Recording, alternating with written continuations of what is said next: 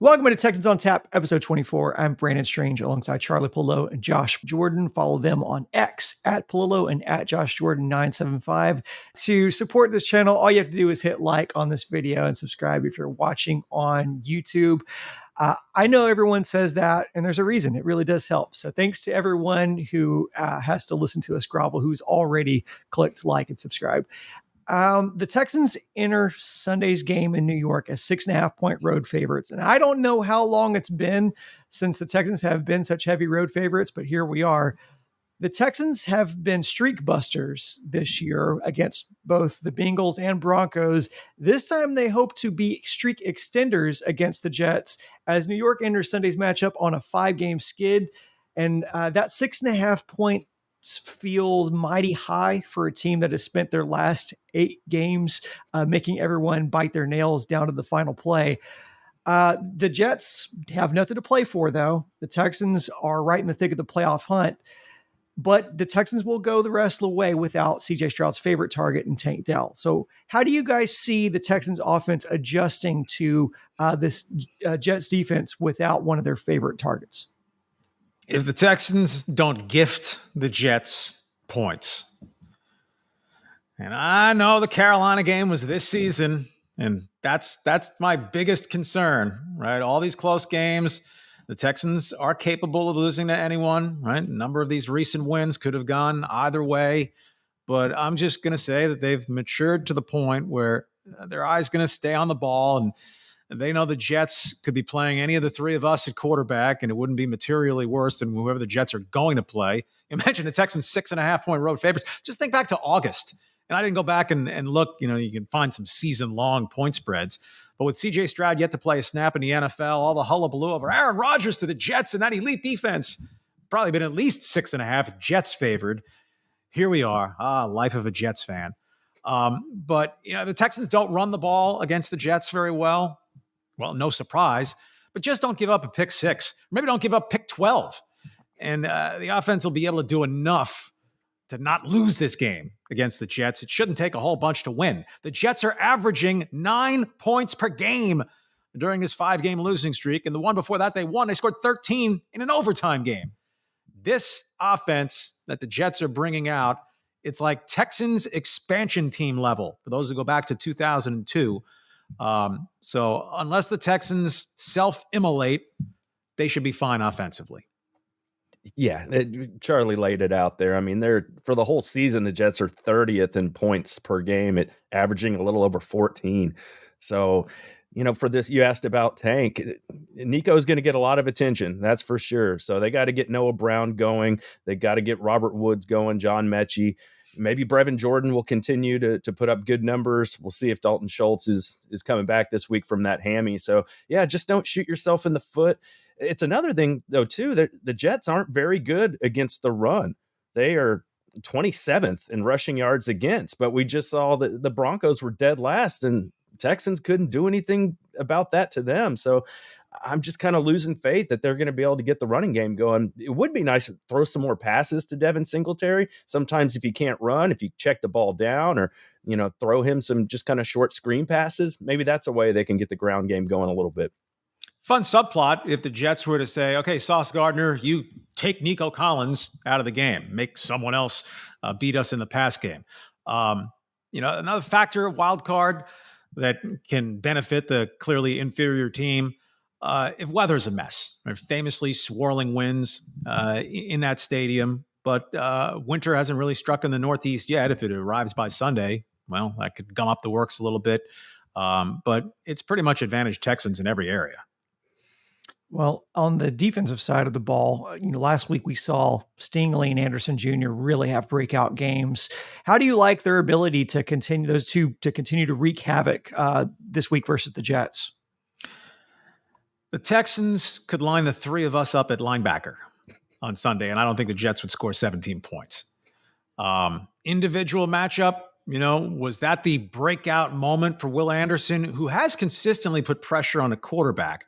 As a rookie, he just hasn't, hit that pay station very often, or hadn't been. Then a 2-sack game gets him to 5 for the season. If Stingley just stays healthy, And you know, he's at least heard Sauce Gardner was all pro as a rookie last year while Stingley was out hurt. And, the Texans took the wrong guy. For year one, they did. But a healthy Stingley's closing that gap rather quickly. The Texans' biggest problem defensively is that they double over in laughter. Look at what you're playing against us, Jets. Is it going to be Trevor Siemian or Tim Boyle at quarterback on Sunday?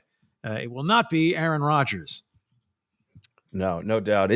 I would expect a very low-scoring game. I know that sounds obvious because the Jets are bad, but this is the second lowest total on the slate for the entire week. The only other game that's predicted to be less points is Steelers-Patriots, and the Steelers just lost their quarterback for a while. So there you go. And the Patriots have been terrible. So yeah, I think just be smart. Don't turn over the football.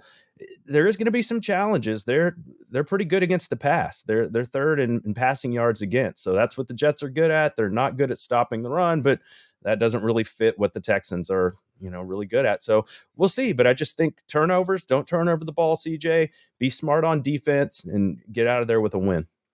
And I've had better things to do most week than go watch Jets film breakout, as pretty much all people have had better things to do, starting with Jets fans. But on those stats, probably a lot of teams are saying, let's not beat ourselves. Let's play it conservatively. So if you run the ball more, maybe they give up yardage that way. And when the Jets are behind, we don't need to throw the ball against them. Let's not risk a turnover since they do have talent in the secondary. So I'm not saying I think the Texans go up there and hang 450 yards on them or anything like that.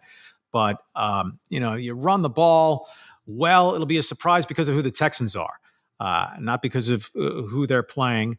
But I would think the bulk of their work is done in the passing game because, well, it's been that way virtually every week. Well, if you listen to the way that we're discussing this game, to me, like, I took a lot of heat before the Arizona game because I said, look, the Texans could very well be looking past the Cards and, because maybe they are looking, ahead, and, the a lot of commenters were like, oh, they're not, they're not there, but I think it's a natural thing, especially when you have playoff aspirations and you are in the thick of it and you're going up against a team that does have nothing to play for.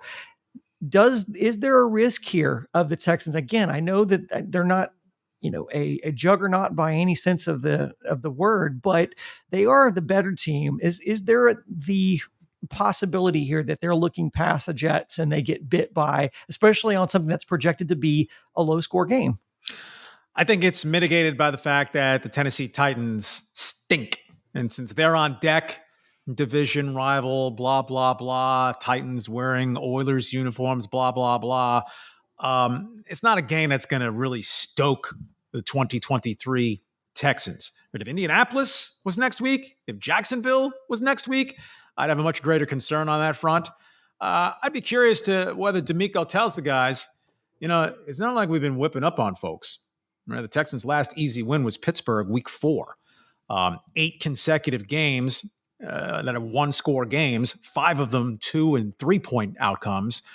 So I think if I were D'Amico, I'd tell the guys, hey, it's not like we're blowing people out, but we're winning close games because we are tough. And in the fourth quarter, we make plays to win and we maintain our focus. And that's the whole task this Sunday. Yeah, well, we know Derek Stingley is going to come prepared for this game. He's got an ego. He's a normal person. He wants to show out and show that, he's a great corner. And I think that the game's on the road in New York, and you're starting to see guys like Stingley and Will Anderson really start to get going.